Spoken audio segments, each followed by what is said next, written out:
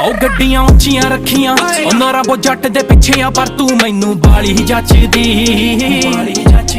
ਲੱਕ ਤੇ ਗੁੱਚੀ ਦਾ ਬੈਲਟ ਤੂੰ ਪਾਇਆ, ਜੱਟਾਂ ਨੇ ਕੁੜਤਾ ਨਾ ਬਸ ਵਾਇਆ ਵੇ, ਅਲੱਗ ਹੀ ਟੌਰ ਹੁੰਦੀ ਸਾਡੀ।